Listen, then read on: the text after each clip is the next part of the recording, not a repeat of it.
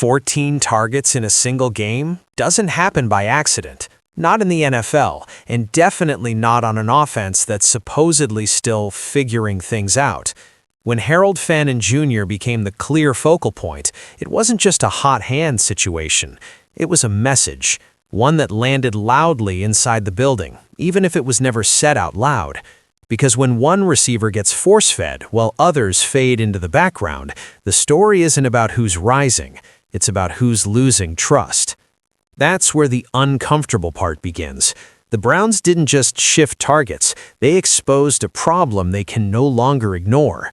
Jerry Jeudy, once expected to be a centerpiece, suddenly looked like an afterthought.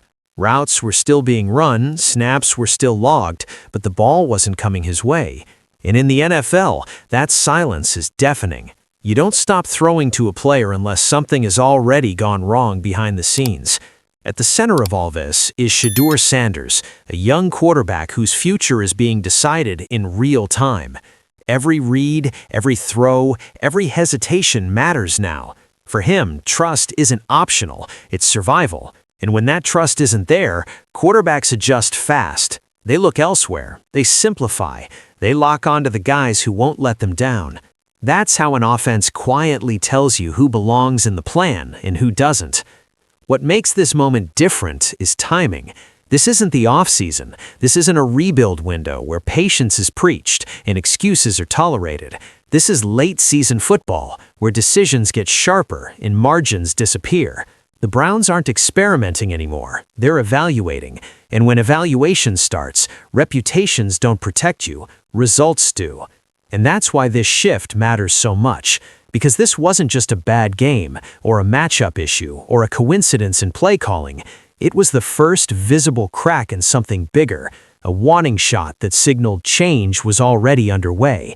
And once you see who the offense is leaning toward, the next question becomes impossible to avoid. Who are they quietly moving on from, and how far is ownership willing to go to protect their quarterback? Targets tell the truth long before press conferences do. They reveal who's trusted, who's tolerated, and who's hanging on by habit alone. When the Cleveland Browns funneled the offense through one option, it wasn't subtle, it was decisive. 14 targets isn't a coincidence in a league built on efficiency. It's an indictment of routes not being finished, of chances already wasted, of patience that finally ran out. This is how teams send messages without saying a word. They don't call meetings, they don't air grievances publicly, they just stop dialing up plays for you. The ball goes somewhere else again and again until the pattern becomes impossible to ignore. On paper, it looks like a game plan adjustment. On film, it looks like separation, not from defenders, but from the future of the offense. What made this shift stand out wasn't just the volume, but the imbalance. While one player became the first read, others were barely glanced at, not because they weren't on the field, but because they weren't part of the answer anymore. That's the moment when a depth chart quietly rewrites itself, not with announcements, but with absence. And this didn't happen in a vacuum. Coaches don't make these decisions lightly, especially when they involve established names. But when trust erodes, it happens fast. One missed conversion turns into two. One mistimed route turns into hesitation. And hesitation is deadly for a young quarterback trying to survive Sundays. So the offense adapts, not to be fair, but to function. That's why this target shift matters more than any stat line. It signals a line being drawn between reliability and risk, between players who steady the offense and players who complicate it. And once that line is drawn, it rarely moves back. Because the next step isn't about play calling anymore. It's about who the staff believes is helping the quarterback grow and who's getting in the way. Chemistry is the one thing you can't fake in an NFL offense. It doesn't show up on depth charts or contracts, but when it's missing, everyone sees it. From the start, something felt off between Shedeur Sanders and Jerry Jeudy. The timing was never clean, the anticipation throws weren't landing, and instead of growing stronger week by week, the connection stalled. Reports from inside the building suggest it wasn't just bad luck. Routes that should have broken sharply came out rounded. Passes that demanded confidence arrived a split second late, or worse, hit the turf untouched. On third downs, the moments that defined trust, the miscues piled up. And for a quarterback still learning the speed of the league, those moments linger. One misfire turns into doubt, two turn into avoidance. What made it worse was how visible it became. Body language doesn't lie. On the sideline, the energy was tense. Missed opportunities weren't brushed off, they hung in the air. Cameras caught glances that said more than words ever could. There's been plenty of online buzz about possible heated exchanges, though nothing has been confirmed. Still, you don't need audio to recognize frustration when it's written all over a player's posture. Coaches noticed it too. Film sessions reportedly became uncomfortable with the same clips resurfacing again and again. Not because they wanted to single anyone out, but because patterns don't disappear unless they're addressed, and the pattern was clear. When the ball went toward Jeudy, outcomes became unpredictable. That's the last thing a developing quarterback can afford. So, adjustments started quietly. Reads were shortened, progressions shifted. The offense began steering away from uncertainty, not as punishment, but as protection, because when chemistry fails to materialize, teams don't wait forever, they pivot. And once that pivot starts, it rarely stops. It just gains momentum, carrying the offense toward players who make the game easier instead of harder. Once the disconnect became impossible to ignore, the coaching staff stopped waiting for it to fix itself. NFL offenses don't have the luxury of hope, especially when a young quarterback is involved. Instead of forcing chemistry that wasn't there, the Browns began to rewire the offense around certainty. Reads became cleaner, progressions became quicker, and most importantly, the ball started going to players who removed doubt from the equation.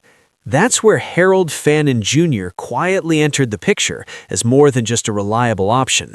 He became the answer when plays broke down, the first look when pressure crept in, the safety valve when timing went sideways. This wasn't about flash or explosive plays. It was about knowing exactly where someone would be when the pocket collapsed. For a quarterback still finding his footing, that kind of reliability is everything.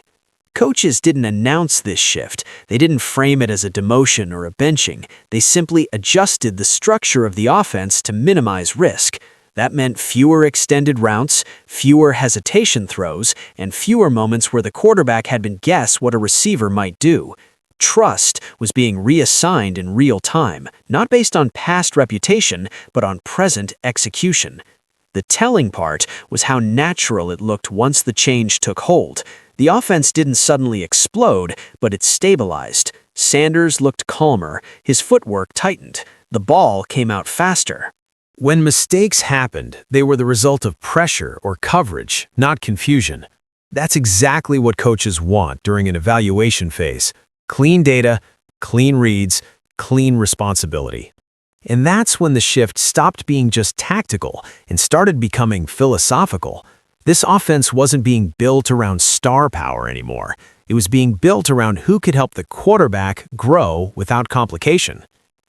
Once that mindset set in, the hierarchy changed permanently. And just as that new structure began to settle, a much bigger influence stepped in to make sure it stayed that way. There's a line most owners don't cross once the season starts. They observe, they listen, and they let football people handle football decisions. But when that line gets crossed, it usually means patience has expired. That's exactly what happened when Jimmy Haslam made his presence felt. This wasn't background noise or symbolic support. This was intervention. According to reports circulating around the team, the decision to bring in Jamari Thrash wasn't a long-term flyer or a developmental luxury. It was urgent. The timing alone said everything. Mid-season additions at receiver don't happen unless something inside the building is broken. And in this case, it wasn't the playbook. It was the reliability of the pieces running it. When ownership pushes a move like this, it changes the temperature instantly. Coaches feel it, players feel it, the locker room understands the message even if no one spells it out. Results are no longer optional, and excuses aren't being entertained. The endorsement from the top signaled that the evaluation window had officially opened, and everyone was being graded through the same lens. Are you helping the quarterback or holding him back? What made this moment so significant wasn't just the signing itself, but the visibility of it. Haslam didn't stay hidden. His presence around the facility after the move wasn't accidental. It was deliberate, a reminder that this wasn't a coaching experiment or a front office whim. This was ownership-approved direction, and it came with expectations. The effect was immediate. The receiver room shifted. Roles felt less secure. Practice reps took on new meaning, and suddenly the quiet adjustments coaches had already been making were reinforced from the top down. This wasn't about loyalty to veterans anymore. It was about protecting the most valuable asset on the roster. And once ownership makes that clear, the rest of the roster has only two choices: adapt fast or get left behind. There was no announcement, no dramatic benching, no headline-grabbing quote. Jerry Jeudy didn't suddenly disappear from the lineup, he faded. And in the NFL, that's often worse. One week, the snaps dip. The next, the targets dry up. Soon enough, you're still on the field, but the offense is moving around you, not through you. This is how teams move on without saying the words. Jeudy's routes were still being run, but fewer were designed for him. Plays that once featured his skill set were quietly removed or reassigned. When the ball came out, it went elsewhere, not out of spite, but out of necessity. Trust, once lost, doesn't announce its departure. It just stops showing up when it matters most. What makes this demotion so uncomfortable is the silence around it. Publicly, Jeudy hasn't pushed back. No interviews, no vague social media posts, just business as usual on the surface. But inside the building, there's been growing frustration. This was supposed to be a reset year, a chance to thrive in a new situation and re-establish himself as a cornerstone. Instead, it's turning into a lesson about how quickly opportunity disappears when production doesn't follow. Sources close to the situation suggest Jeudy still sees himself as a top option, and that belief isn't unusual. Confidence is a requirement at this level, but belief alone doesn't earn targets. Film does, execution does, and right now there's a widening gap between how Jeudy views his role and how the coaching staff is using him. That gap is where players lose ground fast. The most telling part is how subtle it all feels. This isn't punishment, it's prioritization. The Browns aren't trying to embarrass anyone, they're trying to get clarity. And clarity, in this case, means giving snaps and opportunities to players who reduce risk for the quarterback. As that reality sets in, Jeudy's role continues to shrink, not because he's being singled out, but because the offense is moving forward without waiting for him to catch up. While one role was shrinking, another was being created from scratch. Jamari Thrash didn't arrive with fanfare or expectations of stardom. That was the point. The Browns weren't looking for a headline. They were looking for relief, someone who could step in, run the route as drawn, and be exactly where the quarterback expected him to be. Thrash represents the opposite of what the offense had been struggling with. No freelancing, no visible frustration when the ball doesn't come his way, just clean execution. Coaches value that more than raw talent when a young quarterback is under evaluation. Flash can wait, consistency can't, and early signs from practices suggest Thrash understood that assignment immediately. Reports say he picked up the playbook faster than expected, earning reps not because of pedigree, but because he didn't complicate things. His routes were sharp, his spacing made sense. When the ball came his way, it stuck. That's how trust is built in a hurry, especially in December, when there's no time to ease someone into the system. What makes this move even more telling is what it signals about priorities. Thrash wasn't brought in to compete for long-term hype. He was brought in to stabilize the present. The Browns needed to know if their quarterback could function when the variables around him were reduced. A receiver who does his job quietly is the fastest way to get that answer. And that's why this isn't just a depth move, it's a pivot. A bet on reliability over reputation, on professionalism over potential drama. If Thrash continues to do the small things right, his role will grow, not because the team is trying to make a statement, but because the offense can't afford distractions anymore. And with the schedule about to tighten, that kind of simplicity might be the most valuable trait on the field. The timing of all this couldn't be more unforgiving.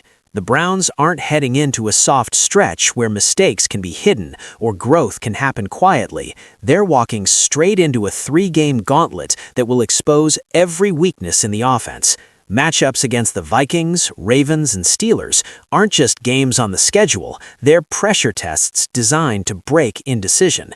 These defenses don't allow quarterbacks to think twice. Windows close fast, pass rushes collapse pockets, coverage disguises punish hesitation. For Shedeur Sanders, this stretch isn't about padding stats, it's about proving he can function when nothing is easy. And the Browns know they can't evaluate him fairly if the players around him keep adding chaos to the equation. That's why this retooling had to happen now. Waiting until the offseason would have been safer politically, but useless competitively. These next 3 games are the data set. They'll show whether Sanders can command the offense under real heat and whether the supporting cast can keep up. Every route run cleanly matters. Every dropped pass becomes magnified. There's no room for almost. This is where Jamari Thrash enters the picture in a real way. He's expected to see legitimate action, not as a gimmick, but as a test. Can he hold up when coverage tightens? Can he make the routine play when the moment isn't routine? The coaches aren't asking him to be special. They're asking him to be dependable. And against these defenses, that's rare currency. For the veterans, this stretch is even more unforgiving. If you can't earn looks now, you probably won't earn them later. There are no grace periods left. Every snap is an audition, not just for Sanders, but for everyone tied to his development. And by the time this gauntlet ends, the Browns won't just know more about their quarterback. They'll know exactly who belongs in the offense moving forward, and who was only there when the pressure was lighter. Sometimes the loudest statement a quarterback can make is silence. Shedeur Sanders hasn't gone to the podium to defend anyone. He hasn't pointed fingers either. But on the field, his choices have been clear. Where his eyes go, where the ball goes, and just as telling, where it doesn't. In the NFL, trust is spoken through throws, not quotes. What's missing is just as important as what's happening. There's been no public push to get Jerry Jeudy more involved, no effort to force chemistry back into existence. The offense has moved forward without looking over its shoulder, and that tells you everything about how final this shift feels. This isn't conflict, it's clarity. The Browns aren't framing Jeudy as a failure, and that's intentional. This isn't about blame, it's about priority. For too long, the franchise leaned on potential and hoped things would click. Now they're choosing function over faith. That choice doesn't need an announcement. It shows up every Sunday when certain numbers are called and others aren't. What makes this moment defining is who's driving it. Ownership involvement, coaching adjustments, and quarterback trust are all pointing in the same direction. This is Jimmy Haslam drawing a line without drawing attention to it. Development isn't just about patience anymore, it's about action, even when it bruises egos. Whether this gamble pays off long-term is still unknown. Sanders might rise, he might struggle, but one thing is already settled. The Browns have stopped waiting. They've chosen to learn in real time, with real pressure, and with players who make the job easier instead of harder. And if you're not part of that solution, the message is clear, even if no one ever says it out loud.